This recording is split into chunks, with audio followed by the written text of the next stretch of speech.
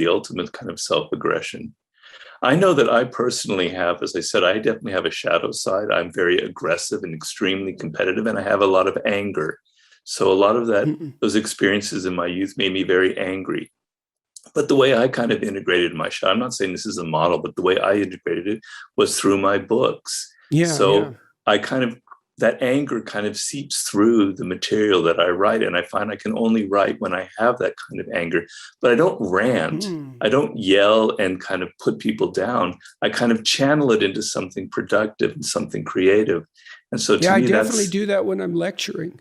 You know, and people have commented, you know, some of the people who've criticized me that I'm an angry person, and which isn't true, but it's definitely that anger, that capacity for anger definitely is something that gives you force, and it can push, and anger definitely. So psychophysiologically, so imagine that, this is obviously a thought experiment, but imagine you're chasing a cat with a broom.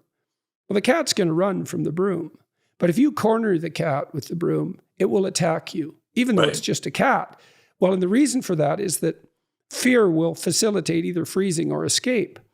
But sometimes fear isn't the right response, and anger will suppress fear. And so one of the tools that we have at our disposal psychologically is anger as an antidote to the terror that would otherwise freeze you. And you can integrate that. You know, that's, you know, if you have some justifiable moral outrage, let's say something really annoys you, or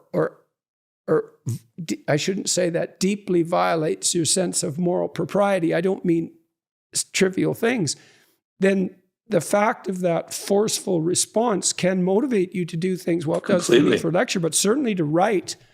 It takes a lot of energy to write, man. You need all those sources of energy if you're going to be able to do it. Just and even to turn it on yourself, to discipline yourself, you know. It's like I had to grab myself by the scruff of the neck when I was a young guy to sit down, God damn it, and write. You know, and there's a force that's necessary to, especially if you're open, because you're all over the place, if you're creative, to get yourself to sit down and focus. Yes, that's right. Yeah.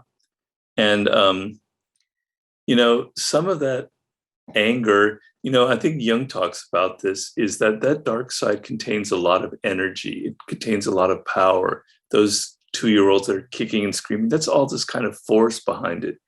And when you sort of are ashamed of it and you push that down, you're kind of getting rid of an incredible well of energy that you can use for your creativity, for your work, etc. You can take that energy, like you say, and create discipline out of it, do something creative out of it, support some cause that you really believe in, you know. So that shadow side, when you deny it, only negative things will happen. And it is extremely important for people to first recognize it in themselves, you know, and it's very hard for a lot of people